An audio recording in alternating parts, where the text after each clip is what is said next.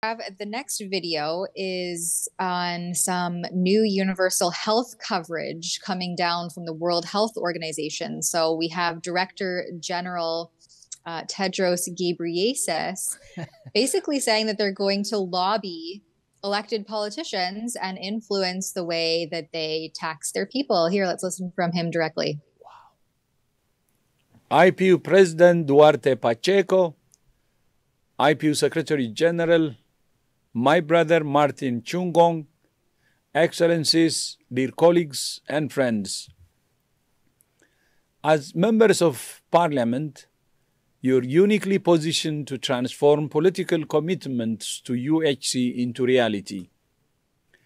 It therefore gives me great pleasure to launch the new UHC Handbook, a joint project of the IPU and WHO, which can help to guide you along the path towards universal health coverage in accordance with the landmark 2019 IPU resolution. The handbook and the accompanying briefs provide guidance on leveraging your roles in lawmaking, finance, taxation, and accountability to advance UHC.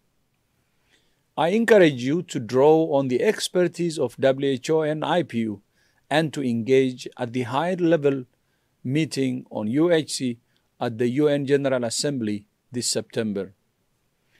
To provide the support you need on the journey towards UHC, it's critical that WHO has the sustainable financing we need to do long-term programming in countries, deliver top-quality norms and standards, and respond to emergencies.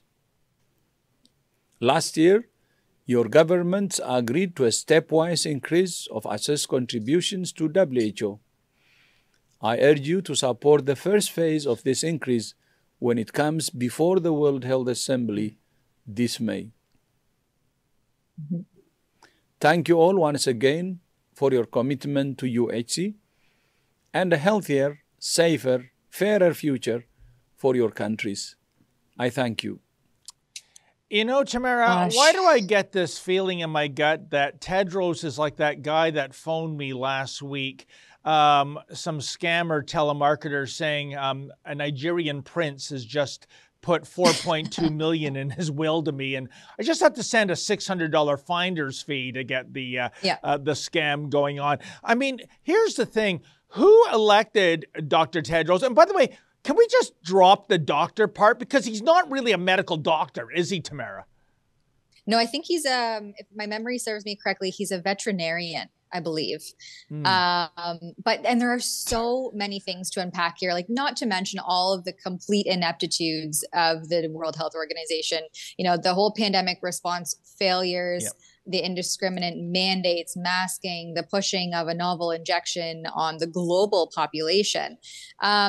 And the fact that they are, again, and this all kind of ties into the Chinese Communist Party, they're largely financed by private sector lobby groups like the Bill and Melinda Gates Foundation and Gavi, which is just a subset essentially of the Bill and Melinda Gates Foundation, but also the Chinese Communist Party. The World Health Organization is a very China-centric organization, and they have been responsible for covering up the role that China played in this global pandemic and the way that they responded. And they really promoted China's complete suppression tactics, from lockdowns to mask mandates and complete societal and economic squashing, really, on a global scale that devastated and decimated our society, our children's mental and physical well-being, our economic capabilities and stability.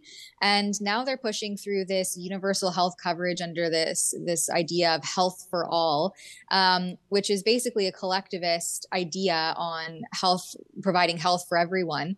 And it completely ignores health at the local level. And so understanding what each individual community or each individual person needs, there's no longer individualized care. It's this collective idea of global health, health for all. And they have all these strange slogans. For instance, when we were there at the World Health Summit in Berlin, Germany in October of last year, there was politics for health. A big theme of their whole discussion was politics for health. And I have previously interviewed James Roguski. He has a pretty robust Substack, but you can also find the article under our campaign. I think it's through Expose the WHO, the WHO.com. So at that website, you can see all of our reports on the World Health Organization and its corruption. But James Roguski is really sounding the alarms on some of these accords and pandemic treaty stuff that the World Health Organization, under the direction of Tedros, is pushing through.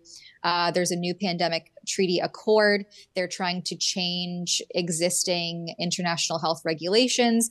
And now they're pushing through this new universal health coverage. The other really interesting thing here is that when they meet at these World Health summits and the World Health Accord, I think is what he called it, that's happening in May. I think that's in Washington, D.C. They send unelected bureaucrats primarily. From what I can tell thus far, what's happened over the last few years is that we will send, a bunch of bureaucrats from Health Canada and maybe our health minister, Yves Duclos. But for the most part, we're sending over representatives that were never elected democratically. We want to talk about upholding, our democracy. And they are involved in these discussions and these roundtables, and a lot of them are backdoor discussions and making these decisions on behalf of a supposed democratic nation. So the whole thing just reeks of undemocratic, and there is a lot of corruption.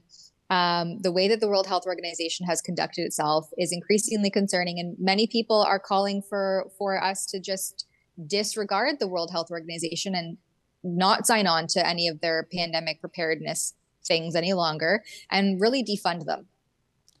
But Tamara, in tangible terms, how would this even work? This whole idea of health for all. I think he's talking about the world, right?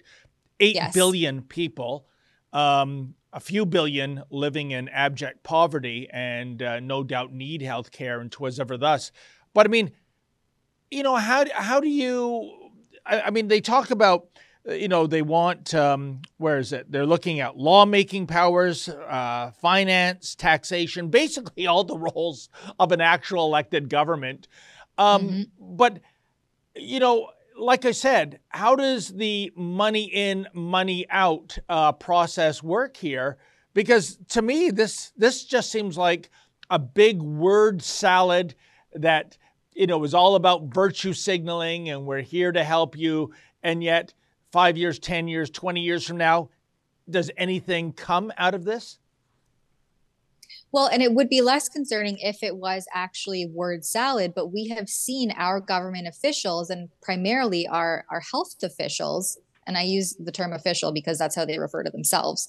But, Health Canada, for instance, just followed almost verbatim the directive of the World Health Organization throughout the pandemic. Well, Here's the World Health Organization's guidance document, and here's their guidance on this, and here we're doing this based off the World Health Organization's recommendations. And so it is just a muck of a word salad. However, our organizations and our bloated bureaucracy, who are primarily unelected, as we see in the case of Health Canada, they have been following this directive. And so that is increasingly concerning as verbiage in these legally binding agreements. For instance, the international health regulations are a legally binding set of regulations.